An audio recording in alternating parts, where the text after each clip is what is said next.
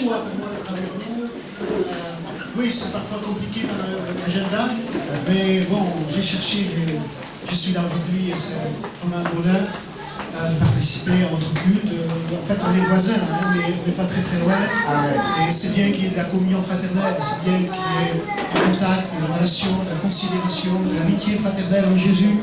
Et je vois que vous célébrez Jésus et nous aussi. Et c'est bon d'être ensemble. Et si je puis vous partager quelques paroles. Merci à vos pasteurs pour l'invitation. Ça faisait quelques mois en arrière qui m'avaient invité avec gentillesse.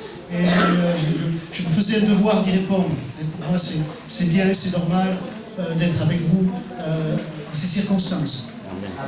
Donc, c'est pas une parole des plus agréables. Vous savez, des fois, il y a toutes sortes de sujets, de thèmes. La Bible aborde beaucoup de choses, mais ce qui est venu sur mon cœur, c'est un peu ce que le pasteur a cité tout à l'heure en début de culte. On va le lire ensemble. Dans l'Épître aux Hébreux, chapitre 4, verset 7. Épître aux Hébreux, chapitre 4, verset 7. On va lire ce verset qui a été cité en partie tout à l'heure.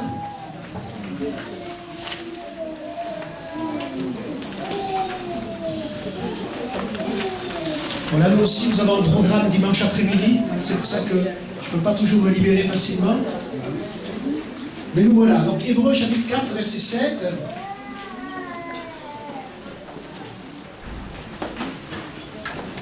Je lis ceci. Dieu fixe de nouveau un jour, aujourd'hui, en disant bien longtemps, après par la bouche de David, comme il a été dit plus haut, aujourd'hui, si vous entendez sa voix, n'endurcissez pas vos cœurs. On répète cela. Aujourd'hui, si vous entendez sa voix, n'endurcissez pas votre cœur. Amen. Amen. Amen. Qu'est-ce que nous comprenons là? Nous comprenons que l'homme a la capacité d'agir sur son propre cœur. Ce ne sont pas des choses que nous subissons uniquement. Tu peux orienter ton être. Tu as un choix, tu as une décision que tu peux prendre.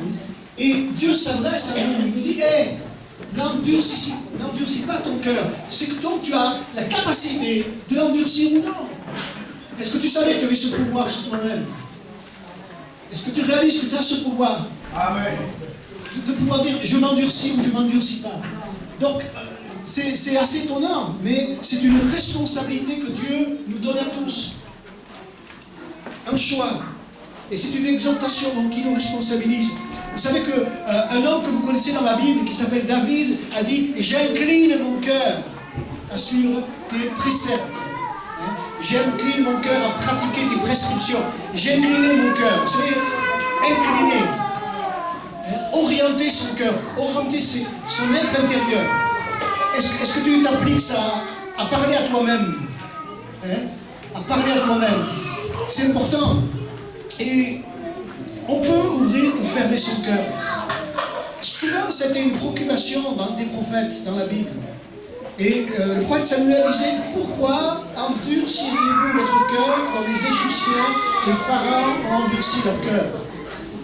Vous savez que Pharaon a fait la guerre au peuple d'Israël. Vous savez ça? Pharaon a lutté contre Dieu. Pharaon s'est opposé à Dieu. Et pourquoi a-t-il fait ça? Vous allez dire, est-ce qu'il est fou, quoi? Pourquoi un homme fait la guerre à Dieu? Il a fait la guerre à Dieu parce qu'il était endurci. Parce qu'il était endurci. Et quand quelqu'un endurcit son cœur, il fait une œuvre de ténèbres en lui, il fait une mauvaise œuvre. Et Dieu interpelle son cœur, le cœur du peuple d'Israël. Il dit, pourquoi endurcissez-vous votre cœur? Pourquoi? La Bible dit, si quelqu'un possède les biens du monde et qu'il voit son frère dans le besoin et qu'il lui ferme son cœur, est-ce que tu sens que tu peux ouvrir ou fermer? Oui. Tu as une clé intérieure, tu as une capacité. Tu peux ouvrir, tu peux fermer. C'est pas quelqu'un d'autre qui peut faire ça pour toi. C'est pas ton mari, c'est pas ta femme, c'est pas le pasteur. Personne d'autre, c'est toi. C'est toi qui peux agir sur toi-même. Chacun est face à Dieu, chacun a sa responsabilité. Il dit, pourquoi tu fermes ton cœur? S'endurcir, c'est quoi? Je ne sais pas ce que ça évoque pour vous. S'endurcir, c'est perdre la sensibilité. de la sensibilité. Est-ce que vous avez compris qu'un chrétien, c'est une personne sensible, capable de compassion? Quelqu'un qui reçoit les sentiments de Dieu, accessible. Accessible. Quand on parle de cœur dur, on sent que c'est quelque chose où on ne peut pas pénétrer. C'est dur, fermé. L'endurcissement. C'est lorsqu'on est moins accessible aux sentiments. C'est comme une carapace qu'on va mettre sur soi. Et des fois, les hommes, plus que les femmes, font ça sur eux-mêmes. Ils se ferment aux émotions. Ferment aux émotions. Et un des reproches que la Bible faisait aux hommes, c'est ça. Psaume 119, il dit, leur cœur est insensible comme la graisse. Vous savez, dans la graisse, il n'y a pas de nerfs, n'est-ce pas? Dans la graisse, on ne ressent rien, il n'y a pas de douleur. C'est une partie du corps où on ne ressent rien, la graisse. Ce n'est pas le muscle. Il dit, leur cœur est insensible comme la graisse. On ne peut pas les toucher. Ils ne sont pas capables d'émotion, rien. Ils ne sont pas touchés par les besoins des hommes. Et la parole de Dieu ne les percute pas. Parce qu'ils ont mis une enveloppe autour. Quelque chose pour se protéger, pour repousser. L'apôtre Paul a dit ceci aux Philippiens. Il leur dit, Dieu m'est témoin que je vous chéris avec la tendresse de Jésus-Christ. Et comment vous imaginez l'apôtre? L'apôtre Paul n'était pas une jeune fille, c'était un homme aguerri. C'était un vrai homme, un homme solide, un homme courageux, un homme qui avait affronté des combats. Mais quand il parle de ses sentiments, vous savez comment il parle de ses sentiments? Il dit, je vous chéris avec la tendresse de Jésus-Christ. Cet homme, il peut manifester de la tendresse. Et vous les frères qui sont dans ce lieu, est-ce que ça vous arrive de parler avec tendresse et de pouvoir dire, j'aime l'Église avec tendresse? Amen. Oui, Paul, il n'avait pas honte de ça. Oui. Mais le contact avec l'Église, le contact avec les croyants, c'est quelque chose qui l'émouvait, qui touchait son être sensible. Si peut-être l'un souffre, l'autre a mal, l'autre a des problèmes, ça l'affectait. Ça l'affectait, ça venait vraiment au fond de lui. Alors, en m'adressant à vous, je ne veux pas dire que tout le monde est dur ici, mais ce que je crois, c'est qu'en nous, il y a une partie qui est sensible, il y a une partie accessible, mais il y a aussi en nous souvent une partie dure, une partie qui se ferme, une partie qui est sèche, vous voyez. Et ce qu'on voudrait ce matin, c'est enlever ce qui reste de dur en nous. Parce qu'il en reste un peu de dureté. Peut-être qu'il subsiste encore. Réfléchissez des fois à vos comportements. Et au travers des attitudes égoïstes et certaines façons d'être et de faire, on voit qu'il reste encore quelque chose de dur que le Seigneur veut enlever. Mais ce n'est pas spécifique à nous cet après-midi. Quand je lis l'Évangile, je vois ça encore. Lorsque Jésus était dans une synagogue, et la Bible dit, il promena sur eux un regard indigné. Il regarde, vous voyez, et puis il est indigné. Est-ce qu'on peut imaginer Jésus indigné? Ça doit être impressionnant, hein? Et la Bible dit, il décrit ceci, il était profondément attristé par la dureté de leur cœur. Jésus est triste, parce que les gens qui sont là devant lui, ils sentent, parce qu'ils perçoivent cela. Ils ne regardent pas, ce n'est pas le visage, ce n'est pas l'apparence. Lui, il voit au fond du cœur, il voit que ces gens, ils sont durs. Et la Bible dit que ça l'attriste, il est triste de cela. Il éprouve de la tristesse. Pourtant, il a la joie de son Dieu en lui. Mais à côté de cela, il y a cette tristesse. Les gens sont durs. Alors, à cause de leur dureté, pour montrer qu'il fallait être sensible, il a guéri un homme qui avait une main malade. Je crois que c'est important pour voir le règne de Dieu dans nos vies, c'est que ce qui est dur en nous soit ôté, soit brisé. Ce qui reste de dureté, ça soit enlevé. La sensibilité. Et c'est vrai que quand on se rend sensible, qu'est-ce qui se passe? On a un peu de souffrance. Oui? On a un peu de souffrance parce qu'on veut être sensible. Parce qu'on voit la misère des gens. On voit la situation du monde. On est sensible à cause des détresses que nous voyons autour de nous. On ne peut pas se désintéresser des besoins des enfants. On ne peut pas se désintéresser des gens qui sont dans le quartier. On a une sensibilité. Quand on est sensible, on est touché. par ce qui se passe. On s'expose à la souffrance. Quand on aime, on s'expose à la souffrance. Mais c'est un choix qui est beau, qui est bon, qui est noble. Mais la Bible dit ceci, que quand Dieu a essayé d'élever un peuple, c'est ça, Dieu a essayé d'élever un peuple qui s'appelle Israël, et pour faire de lui vraiment un peuple pour lui, mais toujours Dieu était déçu.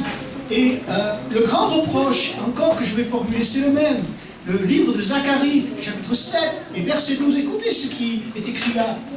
Ils rendirent leur cœur dur comme le diamant pour ne pas écouter la loi et les paroles de l'Éternel des armées.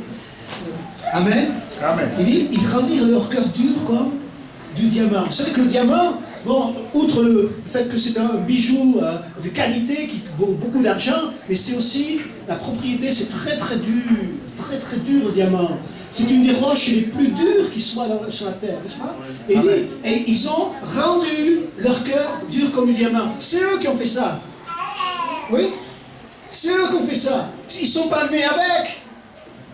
C'est eux. Ils ont rendu leur cœur dur comme du diamant. Vous vous rendez compte? Hein? Et Dieu est tellement peiné, tellement triste de cette situation. La question c'est, dans quelle évolution es-tu en ce moment? Si tu penses à ta vie, est-ce que tu penses que tu vas plutôt vers quelque chose de plus dur ou quelque chose de plus tendre? Parce que ce n'est pas en un instant que ça se passe. Ce n'est pas un matin que tu te lèves et que tu es dur. Mais c'est peu à peu. Moi j'ai connu des amis d'enfance, quand ils étaient jeunes, c'était des gentils garçons. Mais la vie, les situations, tout ce qu'ils ont pu passer dans l'existence, ils sont devenus durs. Et un jour, un camarade que j'avais proche de moi, avec la drogue et toute sa vie, un jour, j'ai appris qu'il avait attaqué une vieille dame, qui lui avait pris son sac, ses économies. J'ai dit, comment ce garçon, je l'ai connu jeune, il était bon, il était gentil, et comment il peut attaquer une vieille dame?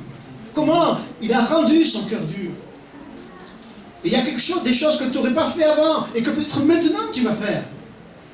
Ou tu ne fais pas encore aujourd'hui, mais que tu feras plus tard, parce que quand on s'endurcit, on fait des choses qu'on n'aurait pas imaginées avant. Amen. Qu'on n'aurait pas été capable de faire. Et tu réfléchis, tu dis, en ce moment, ma vie, comment elle évolue? Est-ce que je suis en train de m'ouvrir? Est-ce que je suis en train de me rendre accessible? Est-ce que je suis sensible à l'esprit? Est-ce que je suis sensible à la parole? Ou, au contraire, je deviens de plus en plus fermé, dur, sévère. Une personne n'est pas identique toute sa vie. Tu n'es pas aujourd'hui comme quand tu avais 10 ans de moins. Tu as changé. Mais si tu réfléchis à comment tu as changé, est-ce que tu peux dire, je suis plus sensible aujourd'hui? Ou est-ce que tu vas dire, je suis moins sensible? Je suis moins sensible. Et si tu sens que tu es moins sensible, aujourd'hui c'est important que tu reviennes vers le Seigneur un peu plus. La Bible dit que le cœur de ce peuple est devenu insensible. Il ne l'était pas avant. Il y a eu une période où ce n'était pas ainsi, mais il est devenu insensible. Et vraiment, c'est ma prière que jamais je devienne insensible. Que je ne me laisse pas toucher par les besoins des gens. Je suis pasteur, et si je suis pasteur, et je suis plus sensible aux personnes qui pleurent, aux personnes malheureuses, qu'est-ce que je suis? Jésus qui prenait le temps de s'occuper de tout, même des enfants, il était accessible. Un cœur sensible, accessible. C'est pourquoi la Bible dit, n'endurcissez pas vos cœurs comme lors de la révolte au jour de la tentation dans le désert. Est-ce que vous avez une idée pourquoi ils sont devenus durs? Qu'est-ce qui a fait qu'au bout d'un moment, leur cœur est devenu insensible? La Bible dit que c'est cette traversée du désert, elle était difficile. Il y avait beaucoup d'épreuves. Un jour, il manquait de l'eau. Un jour, il manquait à manger. Un jour, il y avait les serpents brûlants.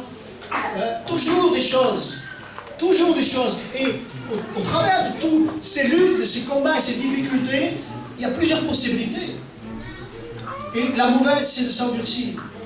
Et bon, pour beaucoup parmi vous, vous avez connu l'immigration. Hein, et je sais, j'ai conscience que quand on immigre, il y a des problèmes. C'est compliqué.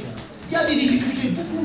Et on peut être tenté, à cause des problèmes et des difficultés, de devenir dur. Parce que des gens ont profité de nous, parce qu'on nous a volé l'argent, parce que vraiment on nous a fait du mal. Il y a beaucoup de choses qui font que peut-être on devient dur, on se ferme. Et on ne fait plus confiance, on n'a plus d'amis, ou je ne sais, hein, on se ferme. Les difficultés qu'on peut connaître les uns et les autres peuvent nous rendre durs. Mais la Bible nous parle d'un homme qui s'appelle David. Et cet homme, si quelqu'un a eu des ennemis, c'est lui. Si quelqu'un a dû combattre dans son existence, c'est bien le roi David. Vous n'êtes pas d'accord? Oui, cet homme, tout le temps, il a dû lutter. Tout le temps, il a dû lutter. Quand il était jeune, il se battait pour protéger le troupeau. Il combattait l'ours, il combattait le lion. Mais après, il a combattu le géant Goliath. Mais il a combattu toujours les Philistins, les Syriens et tant d'autres. Toujours des ennemis, toujours des ennemis. Mais ce qu'on voit, c'est qu'à la fin de toutes ces guerres, on ne voit pas un homme qui est devenu dur. On ne voit pas un homme qui est devenu méchant. Et c'est vrai qu'il était toujours dans les combats avec son épée. Mais quand même, on est touché par sa sensibilité. On voit qu'il est capable de pleurer devant le Seigneur. Et vous avez lu dans les psaumes, il dit « Toute la nuit, je pleure devant l'Éternel ». Oui, on voit cet homme, il reste accessible. Il n'est pas devenu méchant à cause des combats. Et je crois que c'est possible, mais c'est un choix que tu dois faire. Un choix que tu dois faire. Je ne sais pas, peut-être vous vivez des choses compliquées, mais dis-toi au fond de toi-même, Seigneur, oui, c'est vrai, la vie est dure, mais moi, je ne veux pas devenir dur. Amen. Oui, ce qui se passe dans le monde du travail, ici en France, il y a des choses compliquées, mais je ne veux pas devenir dur, je ne veux pas devenir insensible. C'est un choix que tu dois faire pour garder un cœur accessible. Et quand David, il parlait, vous savez qu'il avait des généraux, hein, il avait Joab, toutes sortes de généraux, mais ces hommes-là étaient devenus durs. Ils étaient capables de tuer, même quand ce n'était pas la guerre, vous voyez, même quand ce n'était pas le combat, c'était de l'assassinat. Mais David, jamais il aurait tué quelqu'un sur son lit, jamais il aurait fait du mal à une personne si ce n'était pas dans un combat. Hein? Un homme loyal, un homme droit. Donc, la dureté, c'est pas juste quelque chose qui est sur le visage. Vous imaginez pas que juste quelqu'un peut-être quelqu'un qui a un grand sourire, qui a un visage, peut-être qui paraît bien, et il n'est pas dur au fond de lui. On peut faire les deux choses en même temps. Malheureusement, écoutez, je vais citer le psaume 55, verset 21. La Bible dit « Sa bouche est plus douce que la crème, mais la guerre est dans son cœur. » Je continue. « Ses paroles sont plus onctueuses que l'huile, mais ce sont des épées dégainées. » Vous voyez comment on peut avoir une apparence très, très gentille, une apparence très chaleureuse, très fraternelle, mais au fond, dans le cœur, il y a de la dureté. Il y a de l'insensibilité. Les deux parfois se côtoient malheureusement. À côté des sourires, il peut y avoir des jugements, des appréciations sévères, des pensées qui ne sont pas charitables. Ça peut arriver.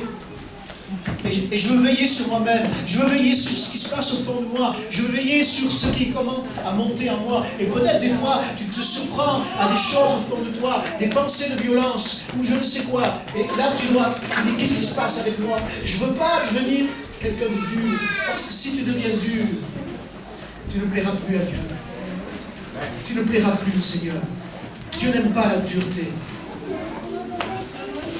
Je voudrais vous aider peut-être à faire le bilan, le point avec vous-même, et vous donner quelques symptômes. Vous savez, quand on a une maladie, hein, si vous allez voir le docteur, il va vous regarder quels sont les symptômes, il dit j'ai mal à la gorge, j'ai la gorge qui est blanche, et tout ça, j'ai un peu de fièvre. Bon, il va faire un diagnostic.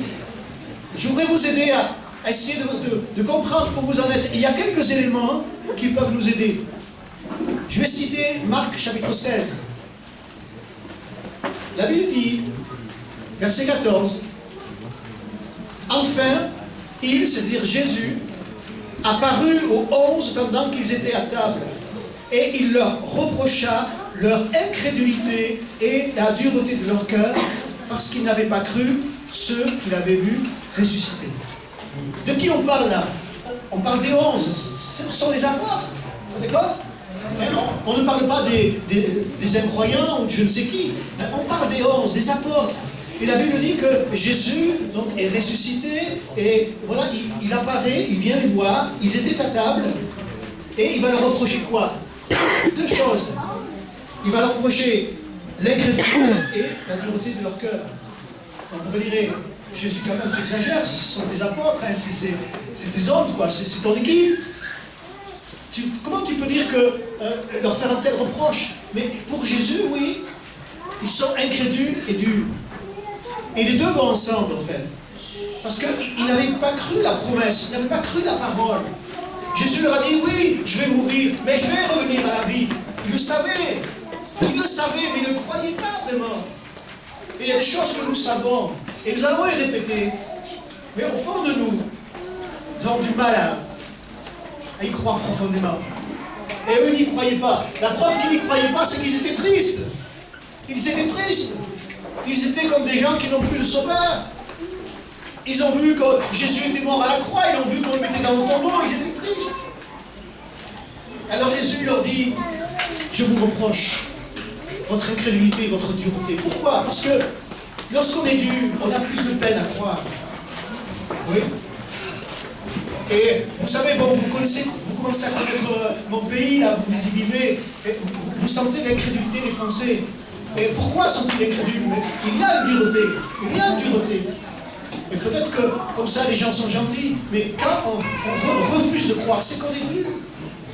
C'est qu'on est dur. Et pourquoi les enfants croient plus facilement? Vous avez constaté ça. Partout dans le monde, les enfants croient plus que les adultes. Pourquoi? Parce qu'ils sont moins durs. Ils sont moins durs. La dureté, c'est vraiment un problème. Lorsque Paul s'adressait aux Juifs, il constatait la même chose. Et il dit, comme quelques-uns restaient endurcis et incrédules. Endurcis et incrédules. Ça va ensemble. Si tu veux que ta foi grandisse, il faudra que tu passes par le fait de briser le cœur dur. C'est pour ça que la foi est difficile lorsqu'on n'a pas été humilié, brisé dans son âme. On a besoin d'humiliation. Et lorsque on est humilié, le cœur devient tendre. Et Dieu peut faire pénétrer la foi. Mais si c'est dur, on ne peut rien faire pénétrer. Dieu ne peut pas mettre quelque chose en toi. Il ne peut rien laisser sur ton cœur si tu es dur. Mais si tu es tendre, il peut mettre en toi sa personne, son caractère, les fruits de l'esprit, tant de bonnes choses. Mais si c'est dur, rien ne peut entrer. Il y a une autre chose aussi qui est un symptôme, c'est la mauvaise écoute. Actes, chapitre 28, verset 27. Car le cœur de ce peuple est devenu insensible. Ils ont endurci leurs oreilles et ils ont fermé leur cœur. Ils sont insensibles. Qu'est-ce qu'ils ont endurci? Leurs oreilles. Comment ça, endurci leurs oreilles? Vous comprenez? Mais ils n'étaient pas à l'écoute. Ils n'étaient pas à l'écoute des gens, ils n'étaient pas à l'écoute de la parole. Si tu es ici, tu n'es pas à l'écoute de Dieu. C'est un symptôme d'endurcissement. C'est une incapacité à écouter. Lorsque tu es fermé, hein, la Bible dit, ils sont endurcis. Ils sont endurcis, devenus insensibles. Il y a une écoute, mais elle est superficielle. Elle est superficielle. Est-ce que ça t'arrive souvent que la parole est donnée, mais elle ne te pénètre pas, elle passe, elle glisse sur toi, elle n'a pas d'action, elle n'a pas de répercussion. Elle ne va pas toucher ce qu'il faut toucher, elle ne va pas jusqu'au fond de ta vie. Tu repars d'ici, c'est fini. Le lundi, tu t'aperçois que la parole de Dieu n'a pas eu d'effet. Pourquoi? Parce qu'elle n'est pas entrée assez. Mais quand elle entre au fond de l'être, au fond du cœur, elle produit toujours quelque chose. Amen. Toujours quelque chose. Amen, amen. Donc, ce que nous voulons, c'est ne pas endurcir nos oreilles, comme dit l'Écriture, mais qu'il y ait cette capacité d'écoute. Et ça se passe dans, bien sûr, un cœur qui n'est pas endurci. Marc, chapitre 8, verset 18, dit la même chose. Jésus pose la question. Vous savez que vous allez voir que dans les évangiles, c'est une affaire de cœur, c'est une affaire importante. Et voilà ce que dit Jésus. Avez-vous le cœur endurci? Ayant des yeux, ne voyez-vous pas? Ayant des oreilles, n'entendez-vous pas? Et n'avez-vous point de mémoire? Il parle à qui? Il parle à des disciples. Et il dit, mais quoi? Est-ce que vous êtes endurcis? C'est la question de Jésus. Donc, si Jésus pose la question, je me permets de la poser ce soir. Sans vous offenser, je me permets de la poser. Parce que Jésus est intrigué. Il dit, mais comment ça se fait? Ils n'ont pas encore compris. On leur explique ces choses depuis des années. Oui. Moi, je suis pasteur, je vois des gens, on leur explique, ils écoutent, mais non, ça ne va pas. Alors, on se dit, mais pourquoi ils ne comprennent pas? Pourquoi ils ne comprennent pas? Ils ne comprennent pas parce qu'il y a une dureté. Parce que pour comprendre la parole de Dieu, ce n'est pas une question d'intelligence, de quotient intellectuel. C'est pas parce qu'on a été beaucoup à l'école qu'on a des diplômes. Comprendre la parole de Dieu, par où ça passe? Ça passe par le cœur. Hein, la compréhension de la parole de Dieu, ça passe par le cœur. Et peut-être quelqu'un qui peut être moins instruit et qui a peut-être moins d'intelligence, mais il a du cœur et il sent, il perçoit la pensée de Dieu, il ressent ce que Dieu veut donner, il est sensible. Donc Dieu l'instruit et Dieu l'enseigne, d'accord? Parce que le cœur n'est pas dur. Des fois, il y a des aspects de la parole de Dieu qui ne nous pénètrent pas, hein. Des commandements qu'on préfère laisser à l'extérieur. Des aspects de la Bible qu'on aime bien, mais d'autres, bien qu'on laisse à la porte. On ne veut pas. Dureté. La difficulté à aimer est un symptôme de dureté. Est-ce que tu éprouves vraiment de la compassion? Est-ce que ça t'arrive d'avoir de la compassion pour les gens? Amen. J'espère, parce que c'est un symptôme quand tu es capable de faire la miséricorde. Quand tu as des jugements durs sur les gens, c'est pas bon. Et Dieu avait donné ce commandement au peuple d'Israël. Parce qu'il dit, je vous donne un bon pays, mais attention, il y a des règles importantes pour ce pays. S'il y a chez toi quelqu'un d'indigent, d'entre tes frères, dans l'une de tes portes, au pays que l'Éternel ton Dieu te donne, tu n'endurciras point ton cœur, et tu ne fermeras point ta main devant ton frère indigent. Ton frère est indigent, tu n'endurcis pas ton cœur. Tu sais qu'il souffre, tu sais qu'il a faim, tu sais qu'il a des besoins. Ne t'endurcis pas. Je sais que dans votre culture, vous avez beaucoup de solidarité. Et moi, en tant que Français, j'ai beaucoup d'admiration pour ça. Mais quand même, on peut toujours faire mieux, hein, je crois. Il y a quelque chose que je voudrais vous dire plus spécialement à ce sujet-là. Vous savez pourquoi Moïse a permis au couple de divorcer? Hein? Vous savez pourquoi il leur a permis de divorcer? Moïse, pas Jésus. Hein? Moïse, il leur dit, c'est à cause de la dureté de cœur que Moïse vous a permis de divorcer avec vos épouses. Mais au commencement, il n'était pas ainsi. Au final, donc, Dieu a toléré leur divorce dans l'Ancien Testament. Dit parce qu'ils étaient durs. Je veux dire ceci, c'est que peut-être dans ton couple, c'est compliqué. Peut-être vous avez du mal à vivre ensemble, à rester ensemble. Pourquoi les couples n'arrivent pas? Pourquoi on est obligé d'abandonner, de démissionner sa vie conjugale? Parce qu'il y a de la dureté de cœur. Il faut dire la vérité. On peut toujours trouver toutes sortes d'explications. Mais fondamentalement, dans la mésentente conjugale, quelque part, à un endroit ou à un autre, il y a de la dureté. Et quand un mari parle durement à sa femme, dites-moi, c'est pas bien ça. Est-ce qu'il y a des frères qui parlent durement à leur femme? C'est la dureté de cœur. Parce que si tu peux t'exprimer durement avec tes lèvres, certainement ton cœur aussi a de la dureté. Et peut-être que dans la maison on se parle durement, peut-être qu'on parle durement entre nous, avec les enfants. C'est pas bon ça. Et quand tu pratiques ces choses, quand tu es dur comme ça, tu te durcis aussi spirituellement. Il faut bien comprendre, c'est pas séparé. C'est pas séparé. Parce que des fois, on donne des paroles dures.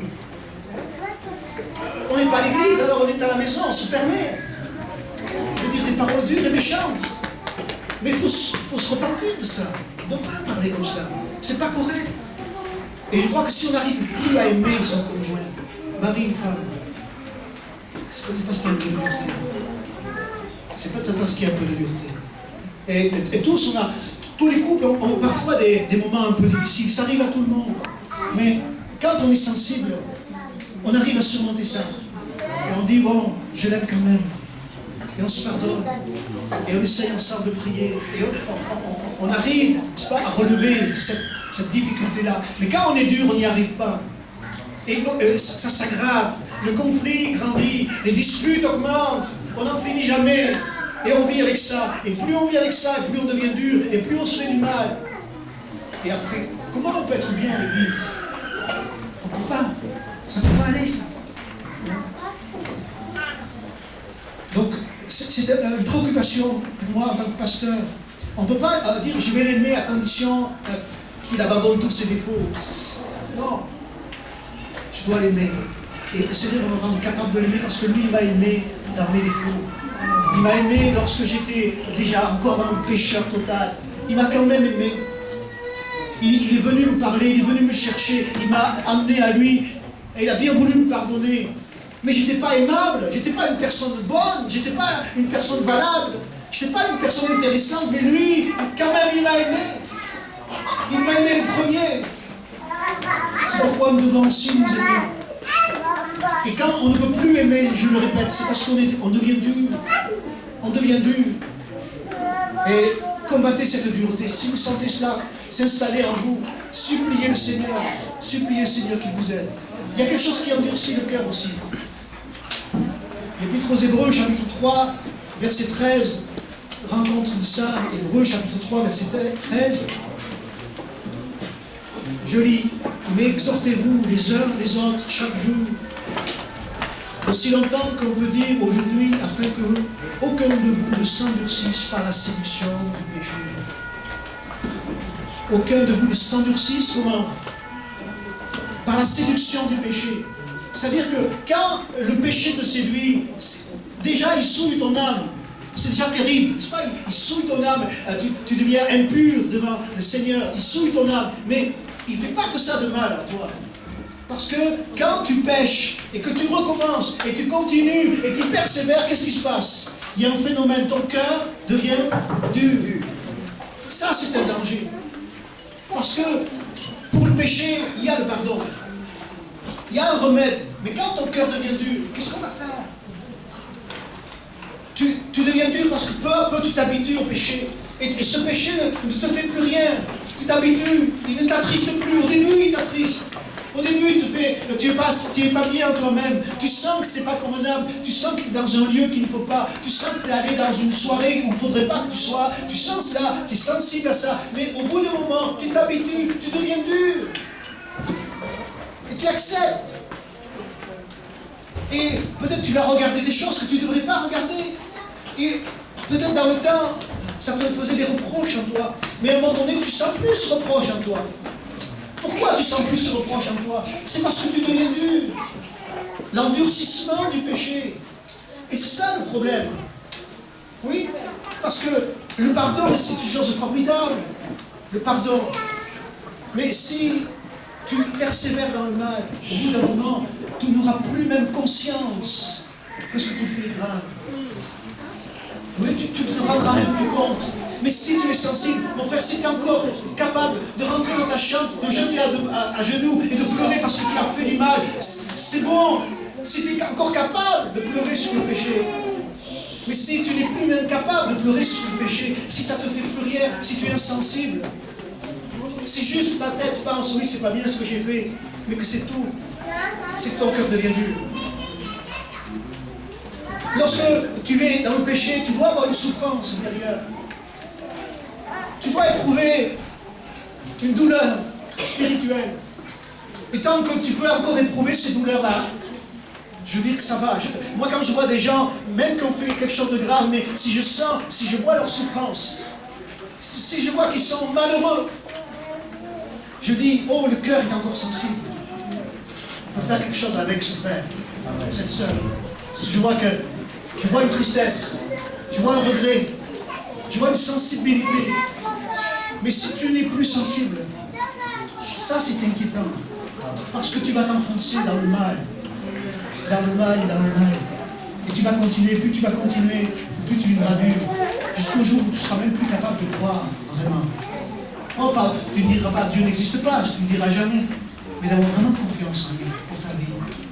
Tu auras du mal à lui faire confiance. Parce que ton cœur est endurci. Donc, pour moi, ce qui est grave dans le péché, c'est ça, c'est l'endurcissement qui provoque un cœur fermé. Et ce matin, ce que je veux pour moi, pour vous, c'est qu'on s'approche de Dieu et on peut venir à celui qui peut briser le cœur de pierre, le cœur dur, ouais, par son esprit. Il peut amener à nouveau un cœur sensible.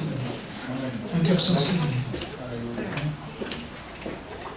Pas quelqu'un qui est froid, qui ne ressent plus rien, à qui Dieu ne peut même plus parler de quoi que ce soit. Mais quelqu'un qui dit, Seigneur, je ressens au fond de moi cette émotion qui vient de toi, cette sensibilité. Et Dieu a dit, je mettrai en vous un esprit nouveau, j'ôterai de leur chair le cœur de pierre, je leur donnerai un cœur de chair. Ôter un cœur de pierre. Est-ce que, mon frère, ma soeur, est-ce que tu te sens parfois un peu dur dans ta vie, dans ta façon d'être? Est-ce que tu ressens cette dureté? C'est pas forcément quelque chose qu'on va lire sur ton visage. Et peut-être des gens qui ne te connaissent pas trop, ils ne voient pas. Mais quelqu'un qui vit proche de toi, il va sentir que tu es dur au fond. Tu as de la dureté. Et ça, je crois que ça doit être vraiment quelque chose qui doit... Comment dirais-je, que tu dois repousser plus que tout. Seigneur, je ne veux jamais devenir une personne dure de cœur. Jamais, jamais. Parce que je sais qu'à cela, eh bien, je ne te plairai plus, je serai loin de toi. Donc le grand remède pour la dureté de cœur, c'est l'humiliation. L'humiliation. Parce que quand on s'humilie, la carapace d'insensibilité vole en éclats. Nous sommes capables de percevoir encore les choses de Dieu. Nous les comprenons mieux. Nous réalisons. Et peut-être que tu vis depuis des mois et des années et tu fais des choses dans ta vie que même tu ne vois même pas que ça ne va pas. Tu ne vois même pas que c'est pas bien. Tu ne vois même pas que c'est mauvais devant Dieu. Tu t'en rends même pas compte. Et là, je dis, c'est grave. C'est grave. C'est pour ça que régulièrement la Bible, dans la loi, avait établi des moments de remise en question. Elle dit, ce sera pour vous un sabbat, un jour férié, vous humilierez vos âmes. Il y avait des moments où c'était nécessaire. Et la Bible dit ceci, par ton endurcissement et par ton cœur impénitent, tu t'amasses un trésor de colère pour le jour de la colère. C'est grave. Hein? Par l'endurcissement, on s'amasse, n'est-ce pas, un trésor de colère. Moi, je ne veux pas de champ de trésor. Hein? Ça ne m'intéresse pas. Je ne veux pas un trésor de colère pour le jour de la colère. Il dit, comment ça peut arriver? Comment ça peut se faire? Par l'endurcissement. Fuyez ça, s'il vous plaît, mes frères. Bien-aimés, je vous en supplie, fuyez l'endurcissement. N'ayez pas peur d'être un peu tendre. N'ayez pas peur de pleurer. Mais fuyez l'endurcissement. Ça c'est l'ennemi. C'est l'adversaire. C'est la chose terrible. C'est à l'intérieur de vous que ça se passe. Et je finis avec ce que j'avais dit au début. C'est pourquoi la Bible dit, n'endurcissez pas votre cœur. Ça vous appartient. À vous seul. Personne ne peut faire ça à votre place. Personne. Même les gens qui vous aiment le mieux. Même votre maman, même qui que ce soit, elle ne peut pas faire ça pour vous. Et moi, je ne peux pas faire ça pour vous. Mais s'il vous plaît, que chacun dise, Seigneur, je ne veux jamais m'endurcir. Je hais le cœur dur. Je ne veux pas de ça. Je te supplie, Seigneur, brise-moi si c'est nécessaire. Brise-moi, humilie-moi. Mais jamais je voudrais avoir un cœur dur dans ma vie. Amen, voilà ce que je voulais partager. C'est pas facile, n'est-ce pas? Ce que je dis ce matin, cet après-midi, c'est pas facile, mais je crois que c'est nécessaire pour moi, hein, parce que des fois, avec la vie à force, on est habitué, les années passent, on connaît le Seigneur depuis longtemps, et le temps passe, et on ne se rend pas compte que la sensibilité s'en va. On peut chanter machinalement les louanges. Vous savez, ce qui me réjouit, je vais vous dire ça, je connais le Seigneur, j'avais 22 ans. 22 ans, j'étais un jeune homme, je venais de la drogue, et la parole de Dieu, elle m'a arraché au monde de la drogue, hein, et je partais en voyage, j'étais un jeune à l'époque des hippies, vous savez, je partais en voyage, je traversais le Sahara, et j'étais baptisé en Côte d'Ivoire, hein, dans un village, dans une rivière en Côte d'Ivoire, j'étais baptisé là à 22 ans. Et le Seigneur a vraiment touché ma vie. Mais depuis lors, je lis la Bible. Ça fait des années maintenant, des dizaines d'années. Je lis toujours la Bible, je la relis, je lis chaque jour, je lis la parole. Mais vous savez ce qui me rassure? C'est que lorsque je lis certains textes, parfois je pleure encore. Pourtant je connais l'histoire. Je l'ai lu tant de fois, cette histoire de la Bible. Ça me touche encore. Je vais lire l'histoire de Joseph, ou l'histoire de David, ou des histoires comme ça. Ça me touche encore. Il y a quelque temps, je pleurais sur l'histoire de Joseph. C'était bizarre, n'est-ce pas? Mais je me dis, comment ça te touche encore? Mais je suis content que ça me touche encore. Amen. Et je voudrais que la croix du calvaire me touche encore. Je voudrais que la parole qui proclame Jésus crucifié pour moi, je voudrais que ça me touche encore. Je ne voudrais pas m'habituer à ça. Jamais. Amen. Jamais je voudrais m'habituer à ça. Alléluia. Je supplie le Seigneur. je voudrais que ton évangile encore, il me touche. Et que la pensée de ton immense amour pour moi et ta miséricorde me touche encore. Et que je sois ému à la pensée que lorsque tu m'as retiré de ma vie de péché, je veux encore être ému de ça. Seigneur, j'étais égaré et tu m'as touché. Alors, demandez, Seigneur, je veux encore pouvoir être touché par ta parole. Je veux encore qu'elle m'émeuve. Je veux encore, peut-être que ça puisse m'arriver encore de pleurer sur des gens que j'aime. Et que je supplie dans la prière qu'ils soient sauvés. Capable de compassion, d'amour. Avec un cœur qui est dans la louange. Réellement, pas que des lèvres, mais un cœur qui est dedans. Pénétré de l'esprit. Vous savez, un cœur dur, il n'y a rien qui pénètre, j'ai dit, mais un cœur qui soit comme une sorte d'éponge, pour que l'esprit vienne imbiber ce cœur, pénétrer, remplir, et que vraiment, tout ce qui sort après de vous, ce sont des bonnes choses, parce que le cœur, il est rempli de Dieu, Mais quand il est dur, il n'y a rien qui peut rester du Seigneur. Gloire à Dieu. Voilà ce que je voulais partager. Que Dieu vous aide et vous bénisse avec cette parole. On va prier Dieu ensemble. Vous êtes d'accord? Je suis...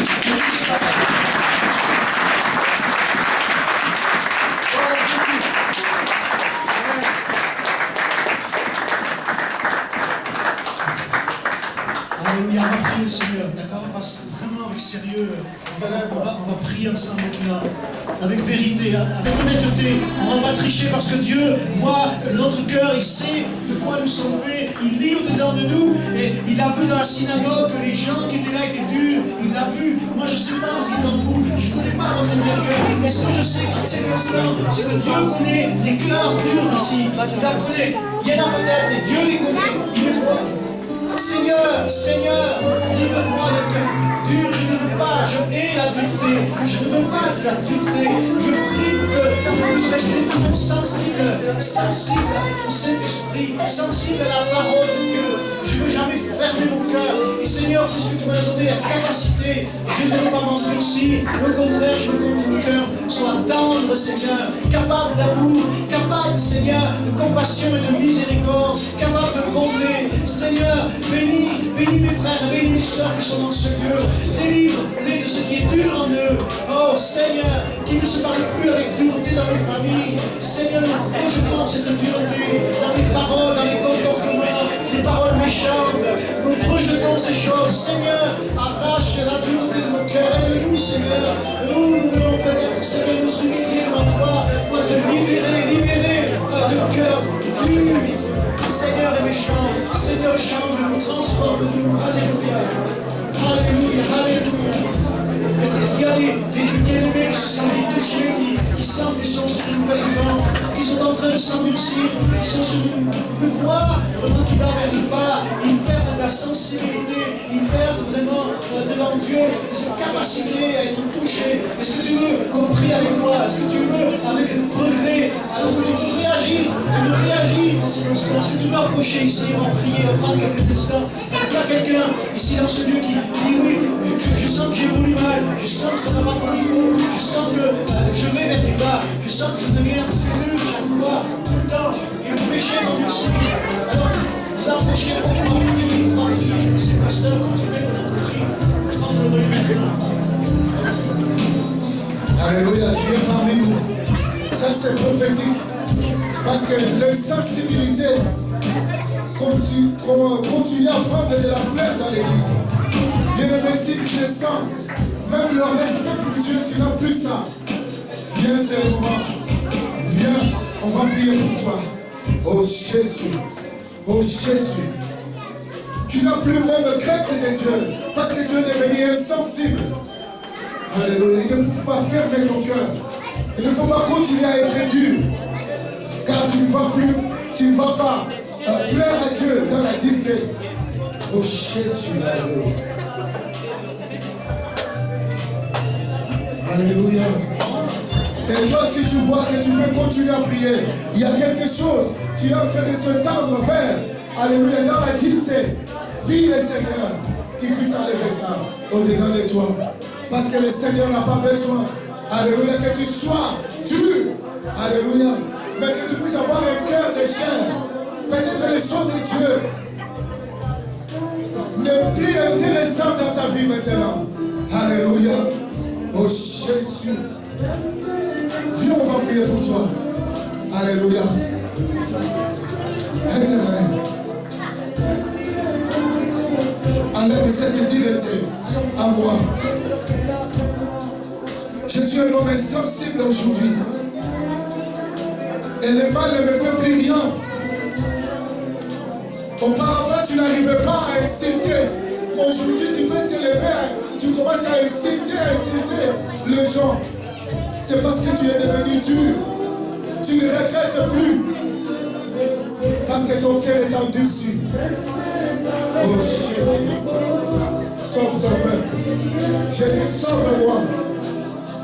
Je suis devenu insensible. Alléluia. Alléluia. Oh Jésus, c'est pour moi.